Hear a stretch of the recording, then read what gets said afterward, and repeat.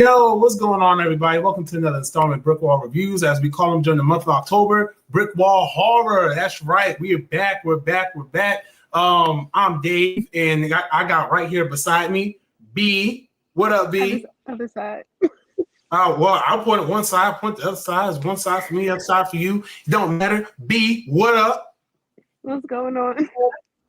Nothing. So right now we're here to talk to you about the movie that B dragged me to over the summer. That it took me until now.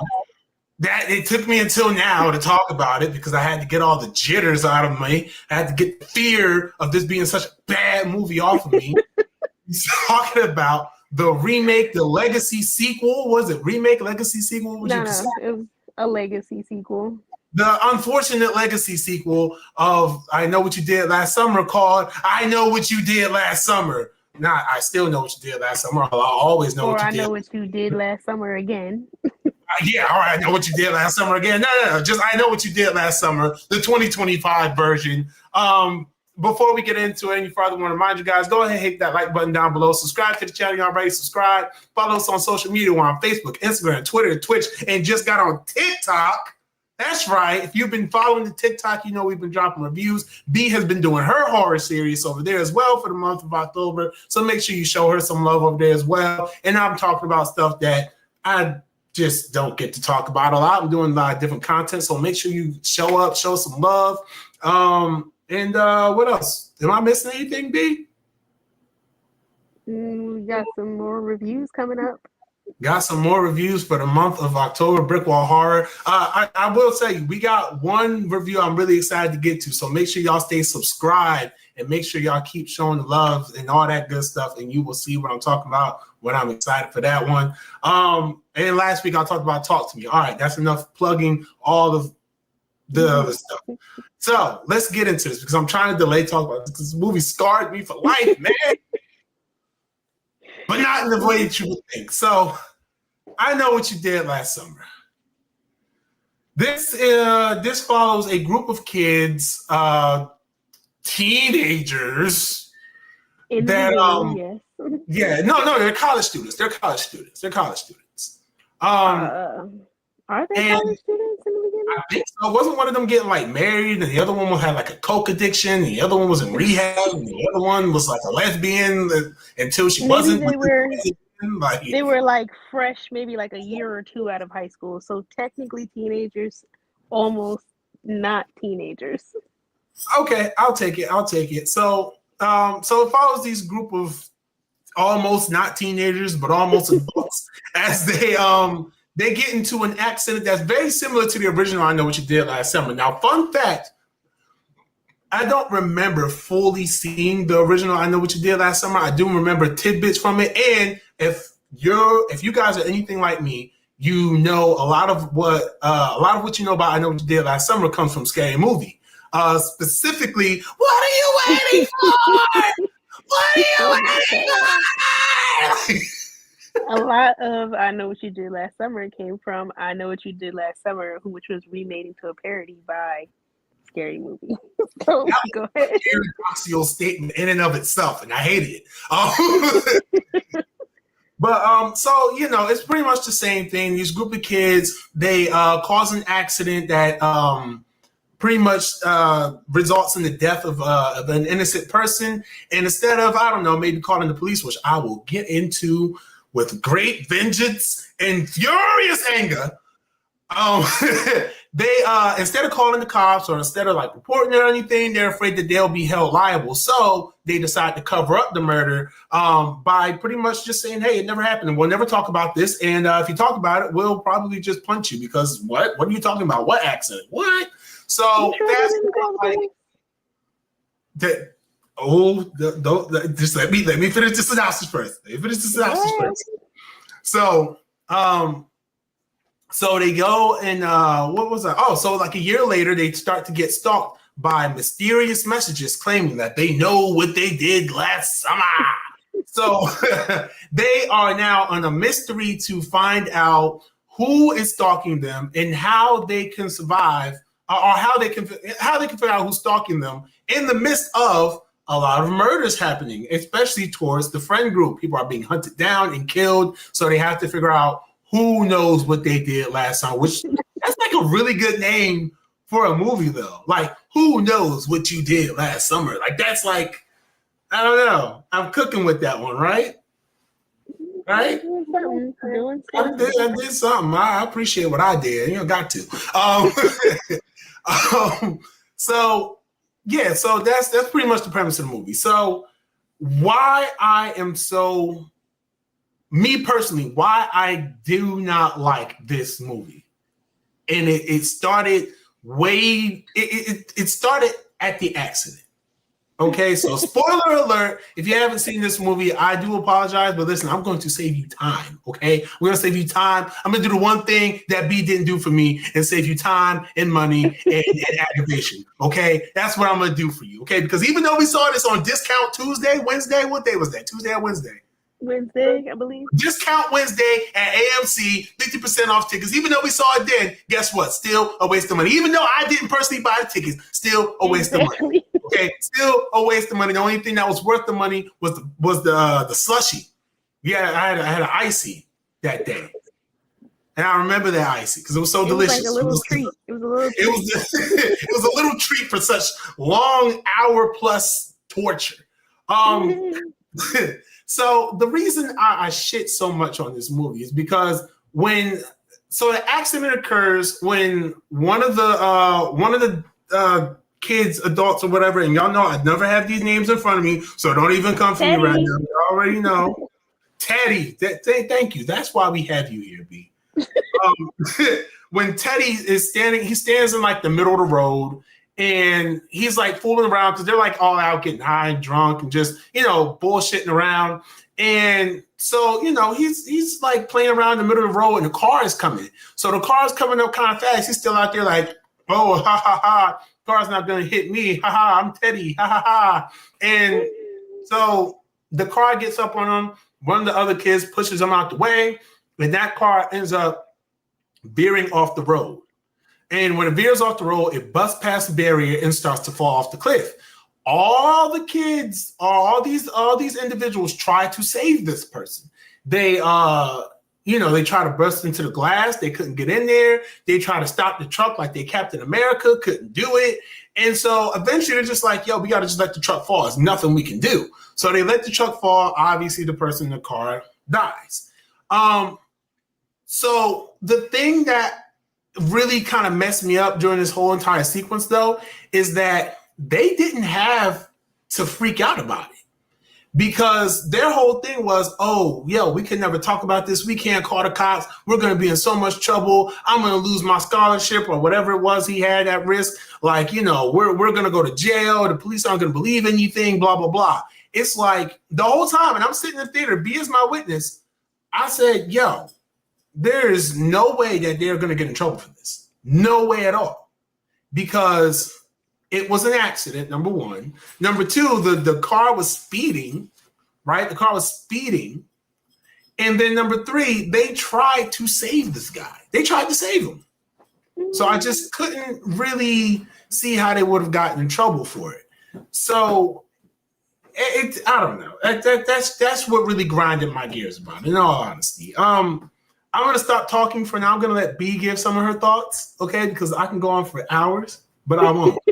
B, tell me, just based off of that beginning portion of it alone, how, like, what were you feeling during this viewing of this film?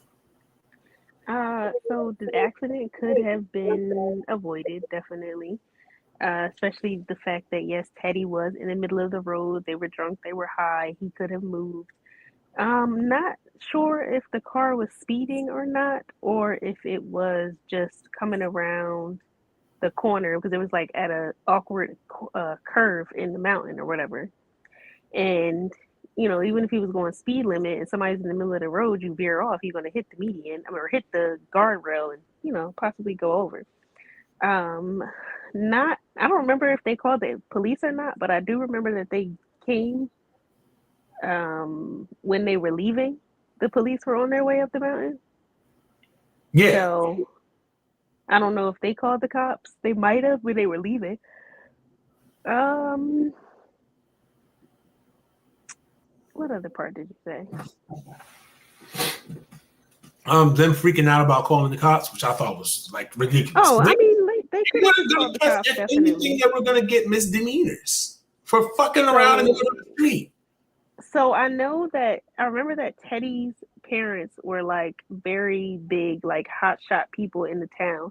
So he could not have done anything. Like they were like the richest people in the town type thing, had yachts and a mansion, blase blase. He was, yes, with the football. He couldn't get in trouble. So they couldn't, I mean, they could have called the cops and say, it was an accident. He fell off the side, blah, blah, blah. But I mean, I don't know. That was kind of like real immature of them to not just call the cops. Because it's not like it was an accident. Like they didn't hit the car. The car went off the side of the cliff. Right, exactly. That's how I feel about it. Like I was like, there's no reason they could not have just alerted the authorities or something like that, or even just stuck around and just said like, yo, this is like a complete and total accident. Like, yeah, we was playing around the street, and then like his dad was like the DA. Teddy's dad was like the DA or something like that. Like he was in charge of the police. He was in charge of the police. He got the whole thing covered up. So it was like, you mean to tell me he wasn't going to be able to cover up his son having a misdemeanor for playing around the street like a dumbass? Well, listen, had they called the police, we would not have gotten another hour and 15 minutes. Oh.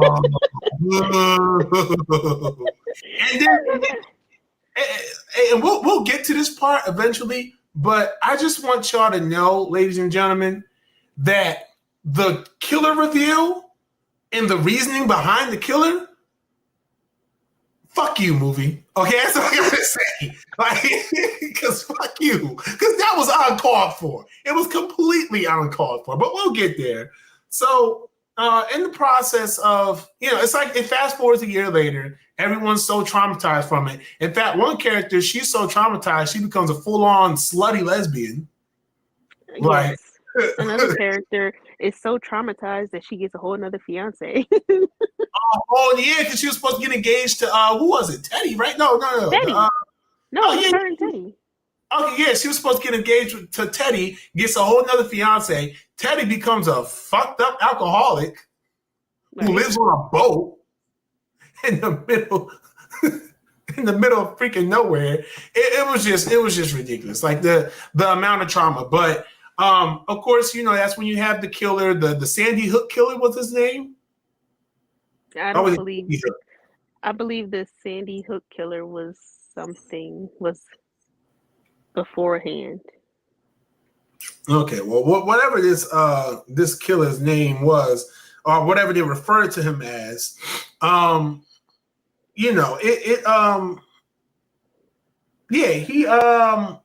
he goes around, he starts killing, and of course people are dying. Like I said, they have to figure out, or they're trying to figure out who's killing their friends before they are next. Of course, they go and they consult a legacy character, which is why this is a legacy sequel, that is played by Freddie Prinze Jr., who returns in this. And again, if you want to talk about a damn waste of a talent, I mean, I guess Freddie Prinze Jr. got the check. I mean, it's not like they're making Scooby-Doo 3 anytime soon. So I don't know if you got your characters mixed up there, buddy. But okay. I don't think did they consult Freddie Prinze Jr. or Sarah Michelle Gellar first? Well, not Sarah Michelle Gellar, Jennifer Love Hewitt. You sure it was Jennifer Love Hewitt? Wasn't it? It wasn't Sarah Michelle Gellar. It was Jennifer Love Hewitt. Yeah, I looked. It's Jennifer Love Hewitt as Julie. Yeah, and then Freddie Prinze Jr. as Ray. Yeah, and so first, no, you're right. First, they tried to go to Jennifer Love Hewitt first, I believe. They tried to go to Julie first, and then they name people. No, well. However, go ahead.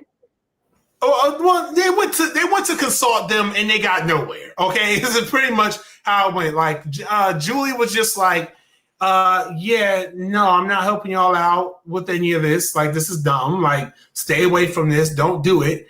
And then Ray, on the other hand, is just like he's just kind of like, wow, this trauma, people, this is happening again. I can't believe this is happening again. People need to take this seriously because it almost feels like people think that what happened to me back in to him and his friends back in 1996, which is the original time setting of the first I Know What You Did Last Summer. It's like he feels as though they think it's a joke, which feeds into the plot twist that comes towards the end of the movie. Wait, rewind first because I feel like we jumped. Okay, so before consulting Freddie Prinze Jr. or Jennifer Love Hewitt or whoever, you have to remember the only reason that they went to them is because the killing started again, and it was close to home, with the one girl's fiance being hacked to death by the fisherman. Right. So then they were getting, like, I guess, stalked by the fishermen to kill the next person and the next person and the next person. And then it was like, I think 3 deaths in is when they went to go figure out what happened in 1996 and how it was connected to why they're getting killed now. Right. And there also was the part with the town hall meeting. I'm remembering right now that where Ray kind of confronted them, and that's why I was thinking about that too. Because remember, Ray told them, like, you guys are covering up the murders, like they're not happening. And the same thing happened to us back then. Like in the same town, we can't act like it didn't happen. We need to do something about this instead of covering it up.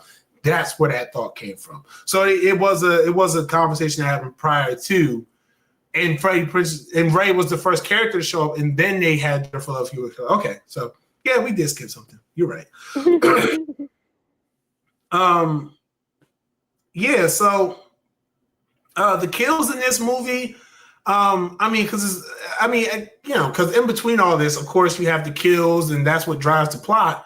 The kills in this movie weren't bad. I will say that, like, there were some entertaining kills, especially with this being a slasher. You go into a slasher, you want to see some good kills. You want to see some good, some good killing.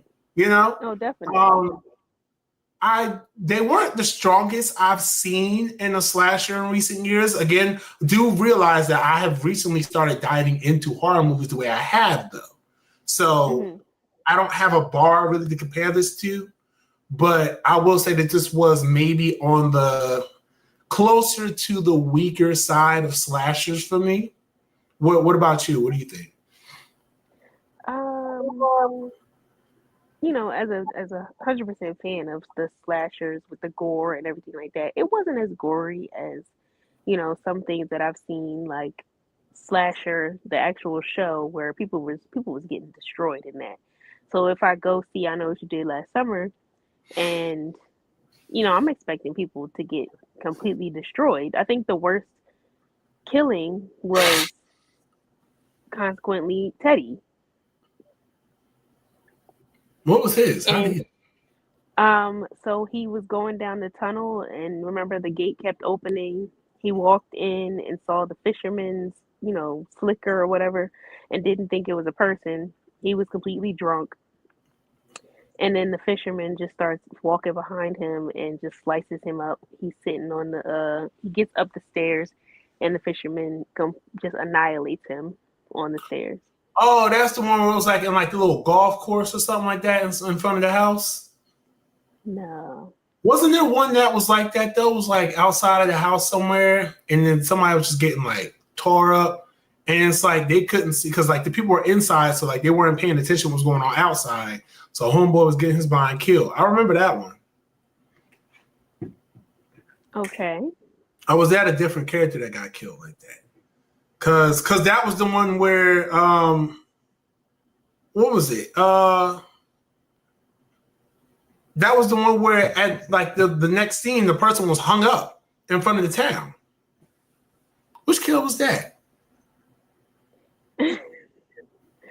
Are we? I'm trying to think. Well, this was the same movie. So like, but that's the thing. Like, So I know we're sitting here and we're trying to struggle to, remember the kills and stuff like that. But I will say, like, even with that, there were memorable. Wait. There were memorable kills. There were memorable moments, but it's just dragged down by just like the stupidity of this entire plot. At least, are you talking about when they had him dangled up like fish on the hook? Yes, that. Was that in this movie? That was in this movie. See, and you wouldn't believe that something so inventive and something so wild would be in this movie, but in fact it was. It was, and that is why part of why I don't like this movie so much, because it's just like there were not cool, but there were interesting things that happened. There was, and I will be fair, y'all know I'm fair. I know I shat on this movie for about 20 minutes now, but there were interesting things that happened in the movie. It's just there's the rest of the movie you have to get through. And even with the killer reveal, and the reason, I won't spoil that for you guys in case you want to watch it. I'll be generous, I'll be kind, and I will not spoil that. But even with the killer reveal, it was stupid. The reasoning behind it was stupid because it was just stupid. Okay, when you watch it, you don't know what I'm talking about, because there was no reason for any of that to happen. This entire movie could have been avoided. And it could have been avoided because of one word, and I hate to put it, because of privilege. All these kids in this movie were privileged. They could have had these things wiped completely. Not all of them. The glaring plot hole for me. Not all of them were privileged. Well, no, not all of them. Like, you had the rehab girl. But again, to continue talking about her would be to say a lot of different things about this movie that we don't have time to get into. I just, it was just, and then they try to tie things together to the previous movies to try to set up for a sequel with Brandy and everything, and it's just like, no, like, it's just, the callbacks were just, again, and I know I've admitted that I haven't watched I Know What You Did Last Summer, the originals, but you can tell when things were callbacks. And you can see them just looking like, and we have to ask them, what are you waiting for?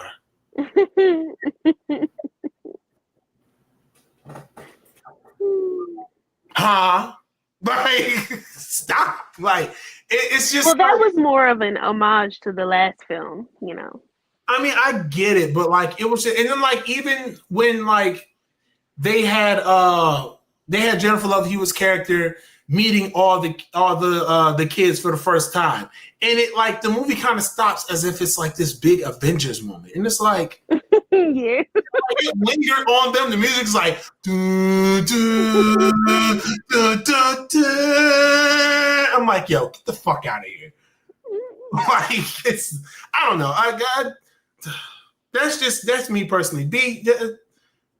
You seem to be on a kinder side of this movie, so please, I hand things over to you. I mean, there were a lot of like dumb things that happened in the movie that could have been avoided. Case in point, when the girl, the slutty homeless girl. Well, she's not homeless. I'll say she's more like, the outcast from the group. She's not as rich and affluent. When she comes back with the reporter girl, and they go into the restaurant of where the first fisherman killer was, and the girl, she's like getting stalked by the killer, while the main character is stuck inside of a cage that was hanging from the ceiling. Now, she's trying to unlock the door of the cage, which kind of made no sense to me because you could just lift the cage up. It's not like it was a full bottom cage. Like, she could have just lifted it up and, helped the other girl or got out of there. Yeah, she could have just left. Yeah, she could have just left. The door was right there. Like, and then it's like, y'all got in the building, but you can't get back out the building the same way you came in.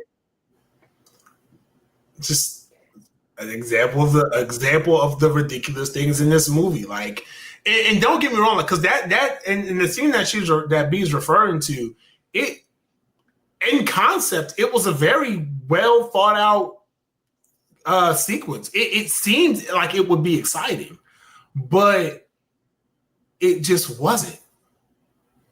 Yeah. And I think that for me is the biggest problem. Like I said before, it's just there's a lot of cool concepts, a lot of interesting things to happen, but it's just bogged down by a lot of things that just don't make sense. And that's what because it's like, okay, rule one in most horror movies is you don't split up.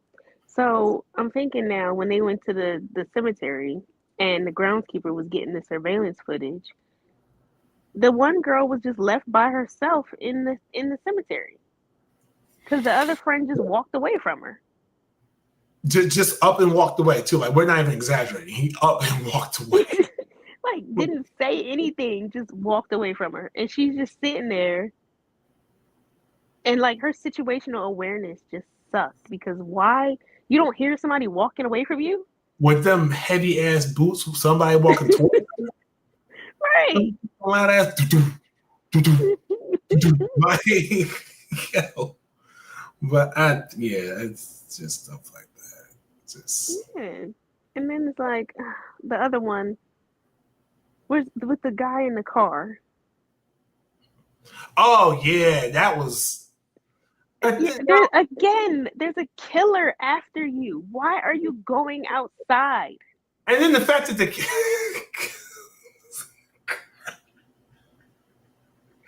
he was in the car too. Yes. Don't get me wrong. Like I'm not saying that it's not impossible to get in the car and not know someone's in the car with you. Right. Because you don't know in the back. But like, I want to say there was a point in that sequence where it was like glaringly obvious someone's in the car with you. Right. I don't know. It's like the only suspense though for that part is when he was sitting there with the door open, and it's like there's a killer after you. Why are you sitting in the car with the door open? You know what I just thought about, B? What you just said, that has something in common with the next film we'll be reviewing. That whole car thing has it definitely has something in common. That's a hint for our next review. That it has that sequence has something in common with the next film that we'll be reviewing for BrickWall Horror. So if you can figure that out, let us know in the comments down below. But yeah, I have to agree. There's just a. I mean, we can go on and on about the stupid things, but we don't want to keep you guys here all night. I don't know, B. I'll let you give your closing thoughts first. What do you have to say, and then what is your rating? What is your overall impression and rating for this film? Okay, so for me, because I did actually see the first. I Know What You Did Last Summer, so it was kind of like, okay, this is a little bit of nostalgia. You kind of already know the plot lines. I was expecting more gore, because it's more updated. And I just didn't get that. Like some of the best kills, you really didn't see completely. You just saw like the start and then the aftermath, not, the full on. If I'm going to watch you stab somebody, like I want to see you chop that person in half. Like that's what I look for. So, my overall rating, what are we doing, out of 5 or out of 10? Out of 5. Out of 5, I'll give it a 3.7. 3.7? Yeah, just for the nostalgia and, I wanted to see this movie. This was all me. So.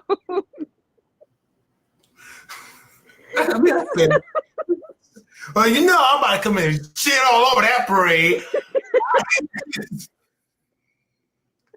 I get this about a 2. I'm a 2. 2 out of 5 stars. Which, if you think about it, is almost halfway decent. So it's actually me being generous. Yes. No, in all honesty, though, this is a 2-star movie for me, okay? And that's as high as I'm willing to go. Because this was single-handedly, and obviously, and we'll talk about the other mid-ass movies we seen this summer. We didn't forget about y'all. While we was on that hiatus, while I was getting my shit together, we saw some shit, okay? and I got one in particular that I got some. I'm gonna give it another. I got some words for it though, but this was one of the ones I definitely had words for. It was just not. This is an example of why people don't like legacy sequels. Yeah. And that's really the bottom line of it. That's it. 2 out of 5 stars for me. That's it. If they get the follow up to this, which I doubt it, 30% on Rotten Tomatoes, and it's like not like it was They may have a follow up because I forgot about that dumb after credit scene or mid credit scene with Brandy. Jesus. Yeah. We don't talk about Bruno. Let's see. It debuted at the 13 million and it finished third at the box office, which I mean those are good numbers, can't even lie.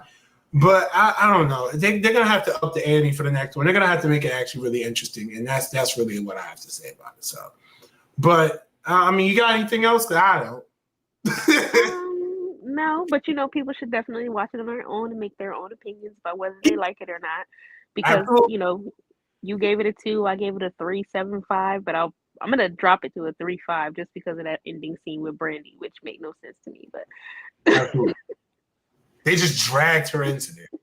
Yeah, like she was off somewhere having survived, the final girl. But okay. So. I don't know. And if you want to know where to watch it, it is streaming now on Netflix. So, check it out. The 2025 version of I Know What You Did Last Summer.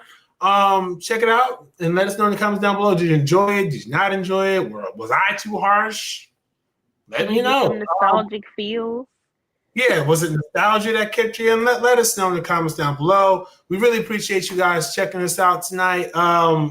That's it. Stay tuned for more BrickWall Horror. Follow us on Facebook, Instagram, Twitter, Twitch, and TikTok. And until next time, y'all, be easy, stay breezy, stay spooky and scary. Peace.